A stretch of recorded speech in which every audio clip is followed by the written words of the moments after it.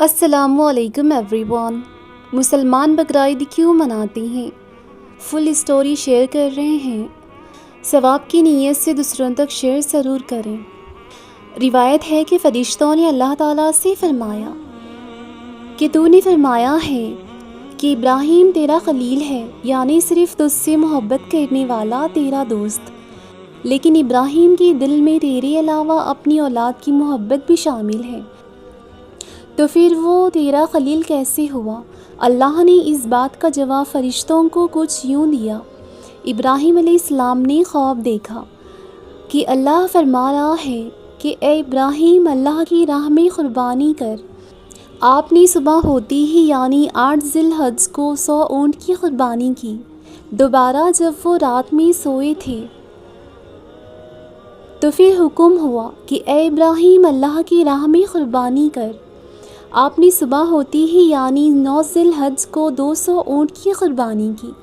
پھر جب رات میں سوئے تو پھر خواب آیا کہ اے ابراہیم، اللہ کی راہ میں قربانی کر۔ جب آپ نے اللہ سے فرمایا اے میرے رب، تو مجھ سے کس چیز کی قربانی چاہتا ہے؟ تو فرمایا گیا جو تجھے سب سے زیادہ عزیز ہو، جس سے تجھے سب سے زیادہ محبت ہو، تو وہ قربان کر۔ آپ سمجھ گئے کہ آپ سے آپ کے بیٹے اسماعیل علیہ السلام کی قربانی کا سوال کیا جا رہا ہے۔ آپ نے بنا سوال و شکوے کیے صبح اٹھتے ہی اپنی زوجہ یعنی وائف حضرت ہاجرہ رضی اللہ تعالیٰ عنہا سے فرمایا کہ اپنے بیٹے کو تیار کر دو، آج اس کی بہت بڑی دربار میں ایک بادشاہ کے یہاں دعوت ہے۔ ماں نے اپنے بیٹی کو سجا کر خوشبو وغیرہ لگا کر روانہ کیا۔ گھر سے نکلتے وقت آپ نے ایک چھری اور رسی اپنے ساتھ لے لی اور مینا کی طرف روانہ ہوئے۔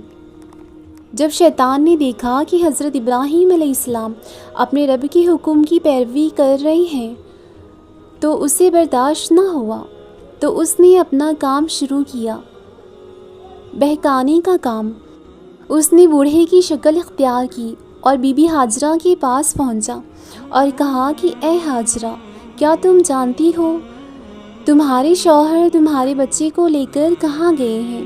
آپ نے فرمایا جی ہاں، وہ میرے بچے کو لے کر ایک بادشاہ کے یہاں گئے ہیں، آج میرے بیٹے کی دعوت ہے وہاں۔ تو شیطان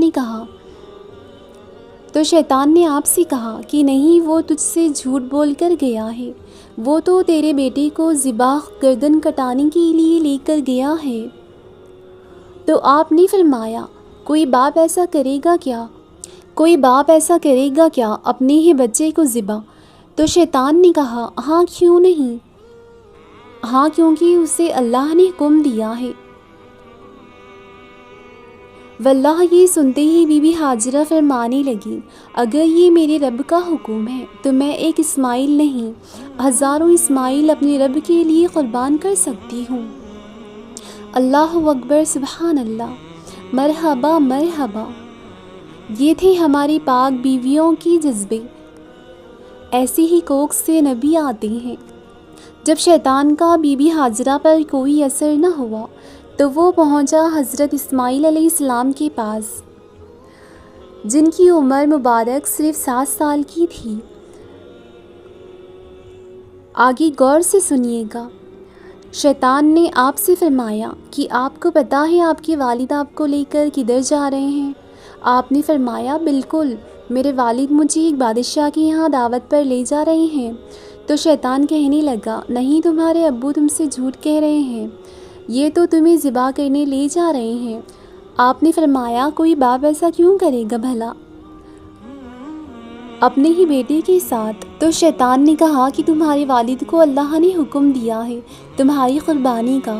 یہ سنتے ہی 7 سال کے بچے نے کیا جواب دیا؟ مرحبا۔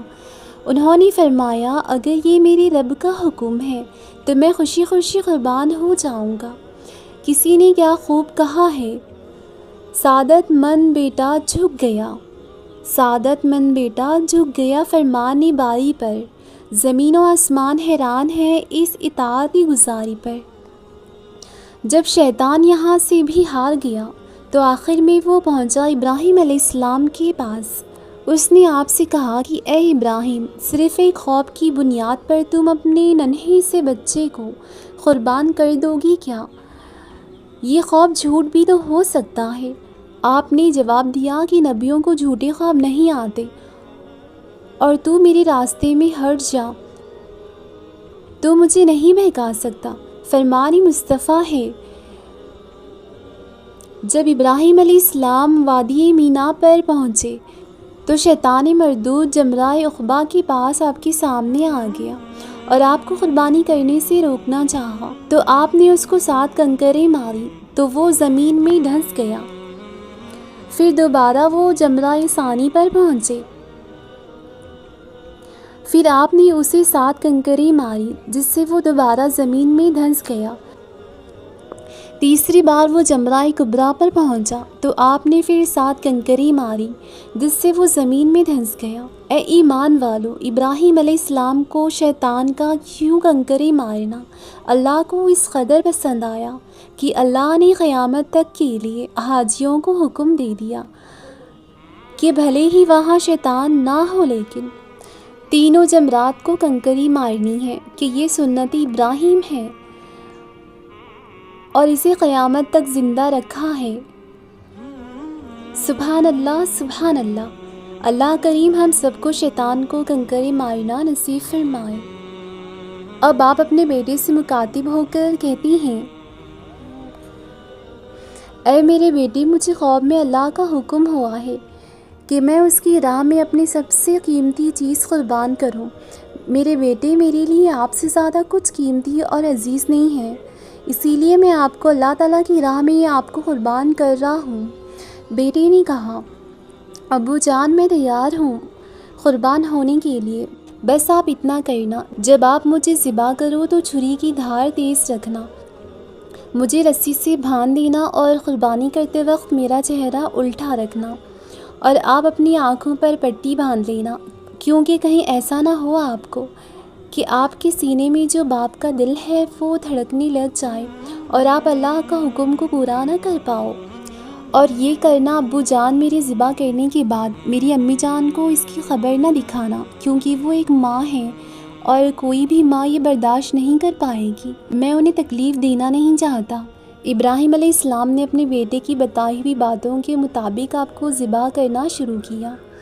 جیسے ہی آپ نے چھری چلائی، چھری نہ چلی، جس کی وجہ سے آپ اور آپ کے بیٹے دونوں رونے لگے کہ کہیں اللہ ہم سے ناراض تو نہیں ہو گیا، کوئی بات اللہ کو ناپسند تو نہیں گزری۔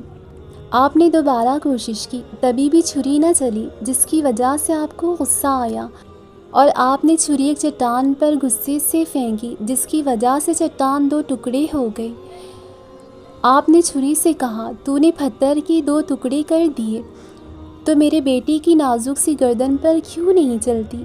اللہ کے حکم سے چھری بول اٹھی اور کہنے لگی کہ اے ابراہیم، اللہ کے ایک حکم سے تیرے لیے آگ گلزار کر دی گئی تھی، میں تیرے بیٹے پر نہ چلوں، اس کے لیے اللہ نے مجھے 70 بار حکم دیا ہے کہ میں تیرے بیٹے پر نہ چلوں۔ سبحان اللہ۔ یہ منظر دیکھ کر فرشتے بول اٹھے، بے شک ابراہیم علیہ السلام اللہ کے خلیل ہیں اور سچے دوست ہیں۔ اس کے بعد اللہ نے جبرائیل علیہ السلام کو ایک جنتی دمبا لے کر بھیجا اور کہا، اسماعیل کی جگہ اسے رکھنا۔